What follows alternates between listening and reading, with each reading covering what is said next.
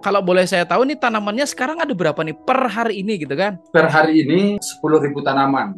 Ada Sepuluh 10.000 ribu tanaman gitu ya? ya. Ya, 10.000 tanaman. Oh, berarti luasan berapa sih itu?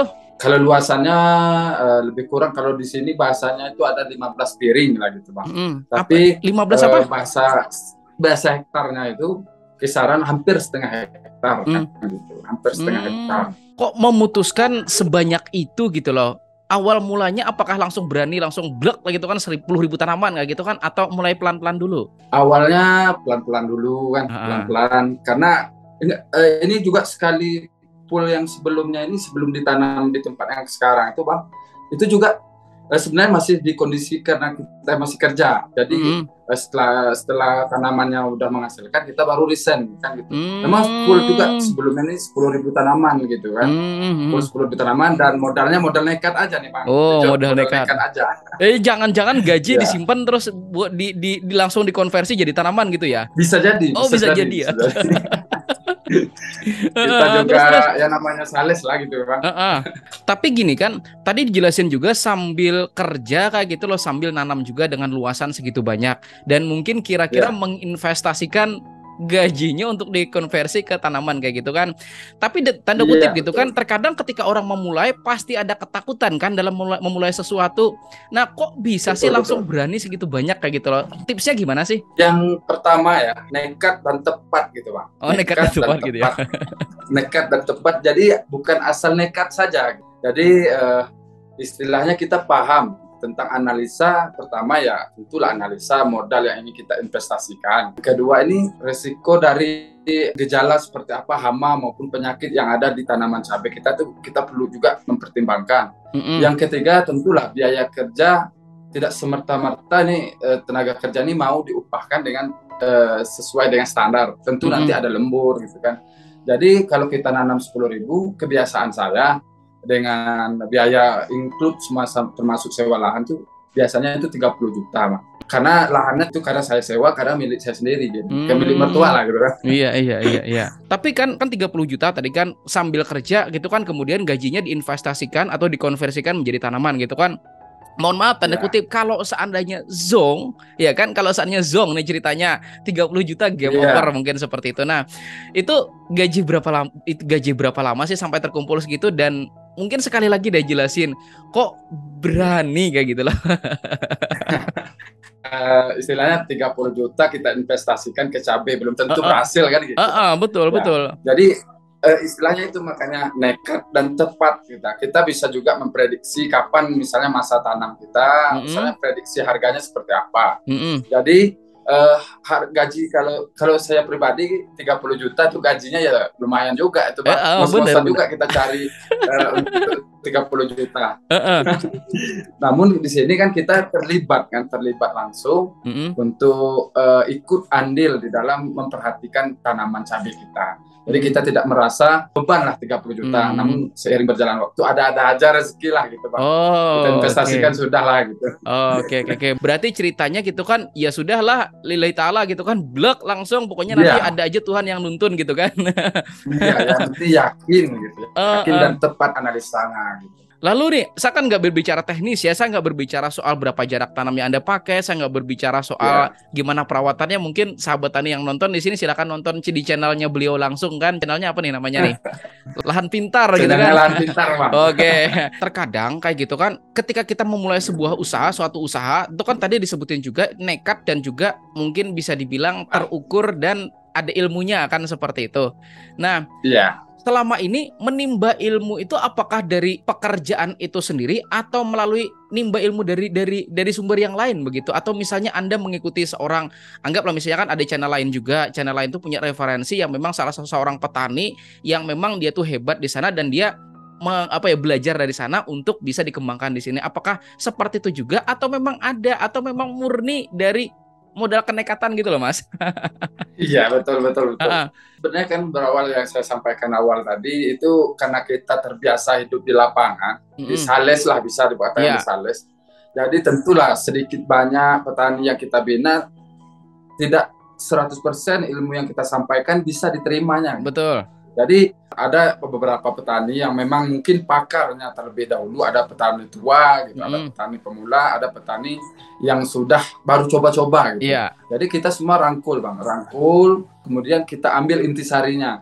Jadi setelah saya amati beberapa petani ini, dia memiliki kelebihan masing-masing. Jadi dengan keilmuan atau istilahnya yang kita lakukan budidaya itu bisa kita kombinasikan dengan cara kita gitu. Cara kita bagaimana sistem dia, apa kelemahannya, kita bisa belajar dari hal tersebut. Apa kelebihannya bisa kita jadikan untuk referensi kita ke depannya. Berarti untuk mencapai sebuah kesuksesan itu juga jangan pernah berhenti untuk belajar gitu ya? Iya, iya betul. Saya juga belajar sama petani. Bahkan bukan saya mengajari petani, bahkan saya belajar sama petani semua gitu. Oke. Lalu kan berbicara mengenai usaha, berarti kan kita berbicara mengenai bisnis kan. Petani itu kan terkadang nggak sadar kayak gitu bahwa sebetulnya usaha yang dilaksanakan itu juga sebuah bisnis kan.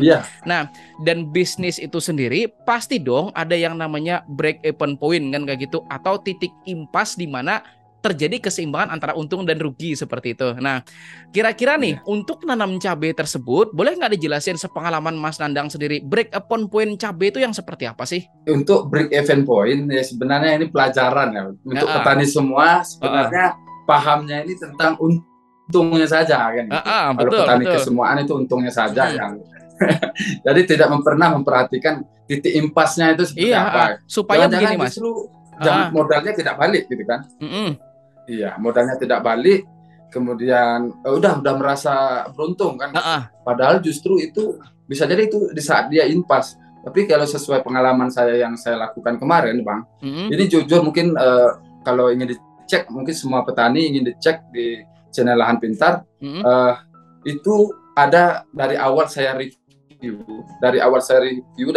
bahkan dari pengolahan tanah sampai ke penjualan lahan yang karena saya borong Bang, saya jual tebas. Saya jual tebas itu dari 10.000 tanaman, saya jual tebas itu ada 200 juta. Alhamdulillah saya yang baru kemarin tuh saya jual tebas, saya dapat demikian 200 juta.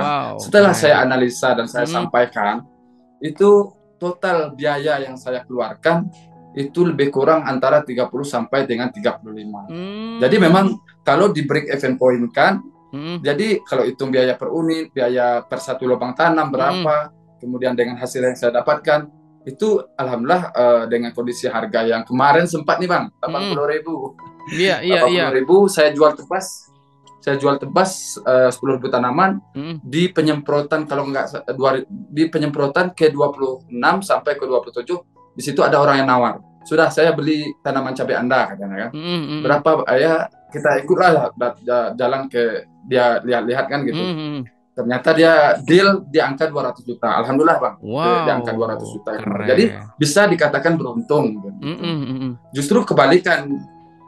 Kalau kita tidak nekat dan tepat tadi, justru kadang petani kebalikan, bahkan modalnya 10.000 itu 30 juta, misalnya ada sampai 40 juta, justru kadang dengan kondisi tanamannya yang tidak stabil, lingkungannya tidak bagus, bahkan tidak akan bisa mendapatkan, walaupun harganya tinggi, produksinya tidak akan bisa ditemukan lah gitu. Kan di dalam break even point sendiri kan ada juga yang namanya HPP kan, atau harga pokok produksi, di mana misalnya kan harga, anggaplah misalnya kita jual gorengan, misalnya kan kita jual gorengan.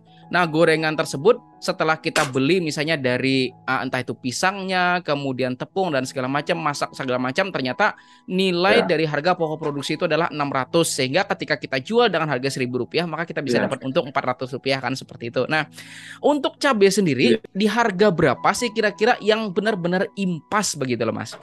Ini di sini saya sudah buat beberapa coretan ya. Karena kemarin juga kita sudah sampaikan di YouTube Lahan Pintar, itu untuk jadi per unitnya, per satu lubang tanam, ini penting untuk diketahui seluruh petani, khususnya petani cabai. Jadi untuk hitung-hitungan, dari 10.000 tanaman itu ada biaya untuk satu tanaman sampai panen, itu ada lebih kurang 3.000 sampai 5.000 per tanaman atau per lubang tanam. Karena dengan biaya demikian, itu sudah include semuanya, sudah termasuk biaya semuanya. Jadi kita bisa memprediksi kira-kira dengan kita keluarkan budget 3.000 per tanaman, kira-kira berapa sih yang ingin kita raih. Nah, itu tergantung nanti perawatan yang kita lakukan. Jadi dengan menjawab pertanyaan abang tadi, yaitu kalau saya pribadi itu ada 3.000 sampai 4.000 per lubang tanam biayanya sampai panen. Itu nilai HPP berarti. Lalu kalau Ya, dari nilai HPP nilai jual berapa sih kira-kira sehingga disebut, wah aku misalnya contoh nih, misalnya cabeku dibeli harga 15.000, wah aku rugi katanya kan, padahal dia nggak tahu kan berapa HPP-nya. Nah, dia bilang, kan 12.000, wah aku rugi katanya kan, padahal dia nggak tahu HPP-nya. Nah, sepengalaman Mas Nandang sendiri gitu kan, setelah hitung-hitungan, berapa sih angka atau mungkin ya bisa dibilang berapa belas ribu kah atau berapa puluh ribu kah angka yang menunjukkan titik HPP dari tanaman cabai itu sendiri atau harga cabai itu sendiri?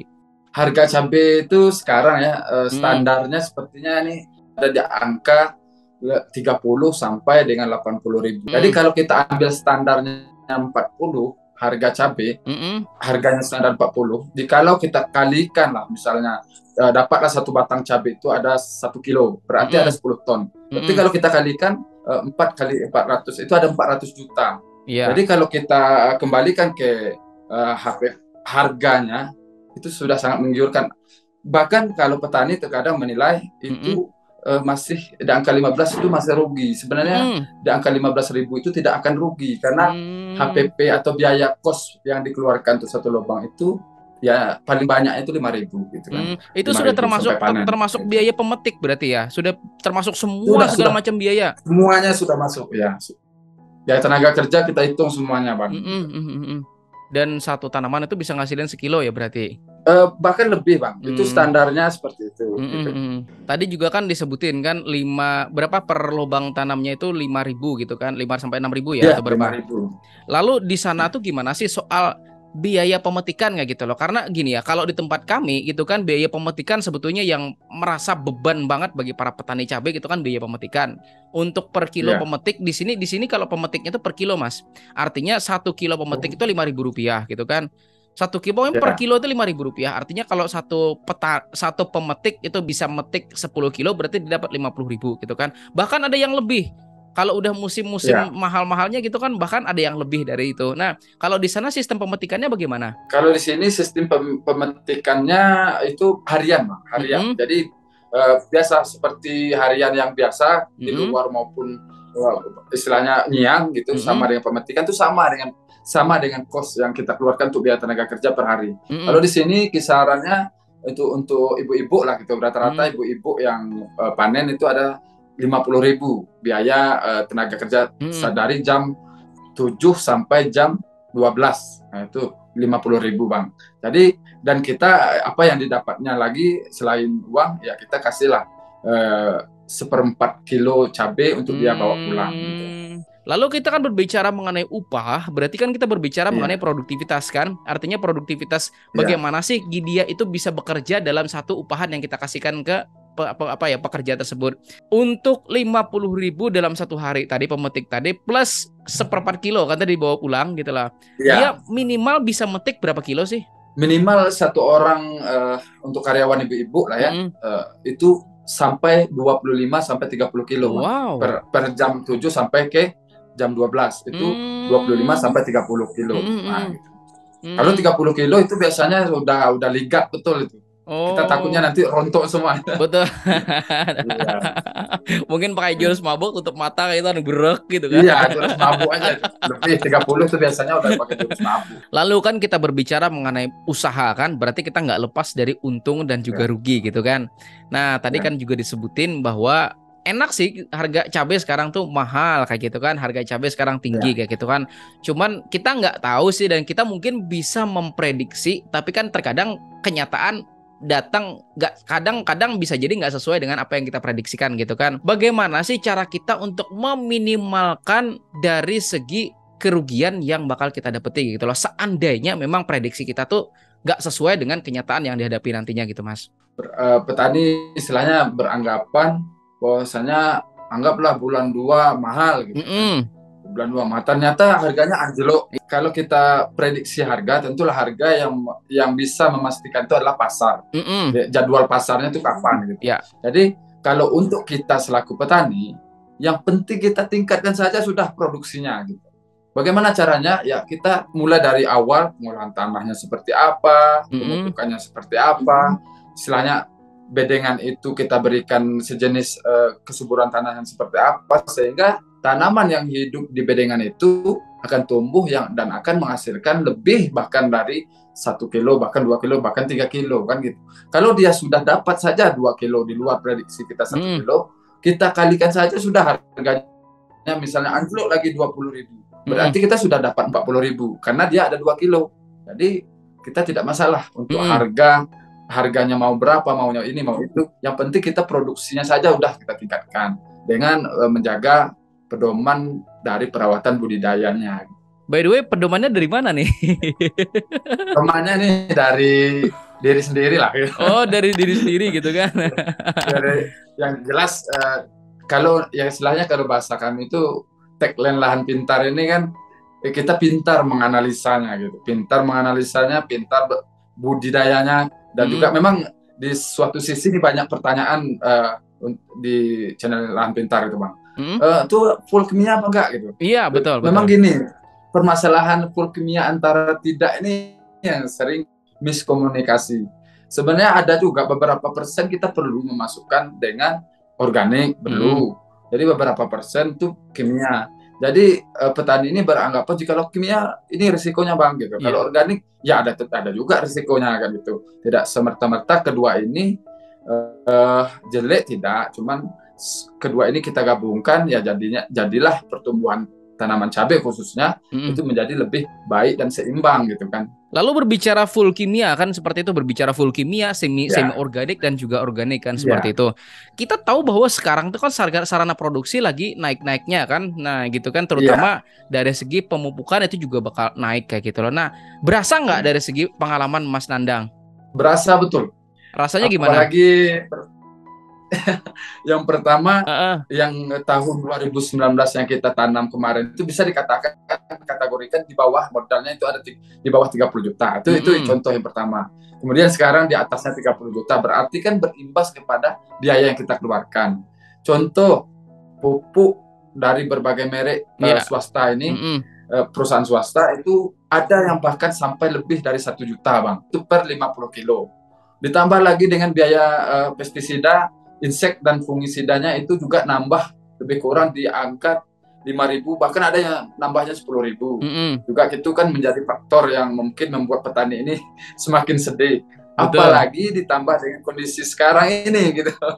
Kondisi sekarang imbas dari BBM yang dirasakan petani ini, dia melakukan penyemprotan tentu menggunakan BBM kan gitu bang. Nah, dan yang fenomena yang sekarang ini karena Pertasop sudah ada di mana-mana, jadi orang yang kelas tinggi yang pakai Pertamax ini dipakailah sama petani untuk melakukan penyemprotan. Pertamax harganya kita sudah tahu semua kan gitu. Jadi bahkan justru Pertamax yang dijadikan bahan bakar untuk dia lakukan penyemprotan. Jadi otomatis imbas dari hal ini tentulah kita perlu bagaimana memikirkan pertumbuhannya ini serta produksinya, bunganya perlu kita hitung dari sejak awal kita mulai tanam gitu bang. Kita tuh kan sebenarnya nggak perlu gegabah dulu kan mengeluh dengan kondisi. Yang penting kan kita tuh ngitung dulu ini masih layak atau enggak sih kira-kira dibudidayakan, mungkin seperti itu ya.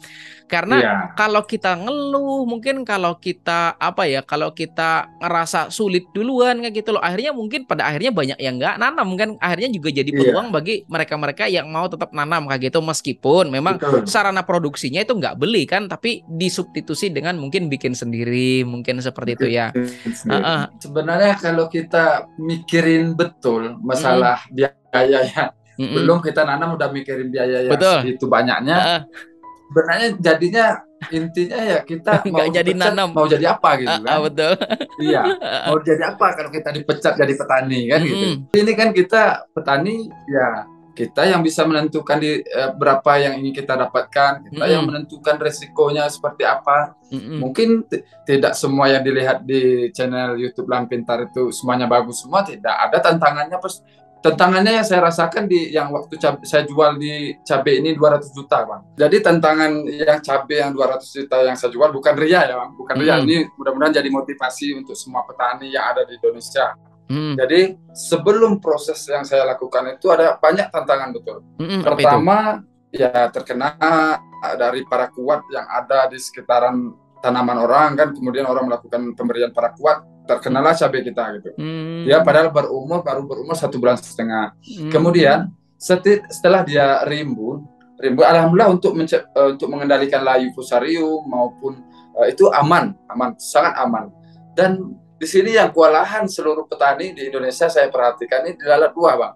Sempat kemarin cabai saya terkena lalat buah yang bisa dikatakan yang terbuang sia-sia, padahal harganya 80.000 waktu itu. Tapi ya ini mungkin hikmahnya, itu saya hampir buang 5 karung, Bang. Buah pertamanya saya buang 5 karung.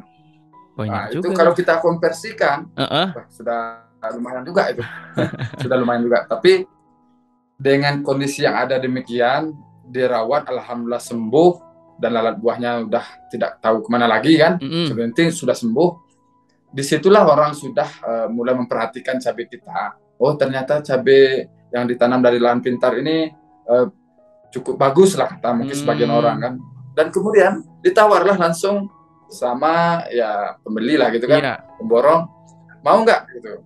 Kalau saya pertahan kemarin 220 juta kan gitu, karena ya udah dalam pikiran saya 170 saya jual saja. Tapi karena kita coba nego, alhamdulillah finish di 200 juta. Nah gitu, Bang. Itu pada pemetikan kedua yang saya jual, Bang. Saya sempat metik 1 kedua gitu. Itu pengendalian lalat buahnya ada ya di channel Lalat Pintar, ada ya berarti? Ada. Oke, berarti ada, nanti sahabat tani nggak perlu nanya lagi kan, itu mengendalikannya gimana, silakan nanti tonton langsung di channelnya Lahan Pintar gitu kan. Itu tampak sebenarnya itu bukan produk yang itu bukan endorse sebenarnya, Bang. Itu bukan endorse, tapi itu memang saya coba racik, saya coba pahami bahan aktifnya. Ternyata bahan aktif tersebut cocok lah untuk kita terapkan di pada saat dia terkena lalat buah. Itu mungkin bagi saya untuk saran petani itu coba dicek yang itu gitu, masalah lalat buah, karena itu sangat baik lah untuk mengendalikan. Harganya nggak mahal, cuman cocok lah gitu, Bang. Oke, nggak kerasa nih Mas Nandang udah panjang lebar kita ngobrolin soal bisnis percabean di sini kan, bisnis cabai-cabean. bukan ya bisnis cabai beneran ya. Cabai beneran. Nah, di akhir sesi kita kali ini, apa sih kira-kira sesuatu yang ingin Mas Nandang sampaikan kepada petani-petani di Indonesia, Mas? Untuk seluruh petani di Indonesia Raya ya, Raya. Ini yang penting kita ketahui itu, jangan nekatnya saja. Yang pertama, jangan nekatnya saja. Pertimbangkan resikonya, manajemennya seperti apa. Jadi kalau kita sudah analisa semuanya dampak dari resiko yang ingin kita dapatkan, kemungkinan besar keuntungan atau produksinya akan meningkat. Jadi janganlah berhenti untuk belajar. Banyak channel YouTube ya yang tempat belajar. Ada Bang Rizali Ansar yang senior nih. Itu tempat kita bertanya, tempat kita berkonsultasi. Dan mungkin channel Lahan Pintar ini sebagian kecil dari adanya YouTube pertanian se-Indonesia ini. Mudah-mudahan bermanfaat. Jangan sungkan untuk bertanya ya, sungkan bertanya. Dan saya pun juga bertanya gitu, Bang. Saya juga bertanya, dan jangan pernah putus asa walaupun harga BBM lagi naik, walaupun prodi pertanian naik. Yang penting jangan putus asa. Kalau kita putus asa, berhenti jadi petani, mau jadi apa? Jangan sempat kita mikir yang mau jadi preman ya, dan ini janganlah gitu ya. Begitu saja dari pesan dari saya lah, Bang. Mudah-mudahan kita selalu dijaga sama Tuhan, jaga Allah, menjadikan pertanian kita menjadi makhluk hidup, karena tanaman ini adalah makhluk hidup. Ingat, jika kita sayangi, jika kita rawat, jika kita ayomi dia akan memberikan hasil yang terbaik untuk kita.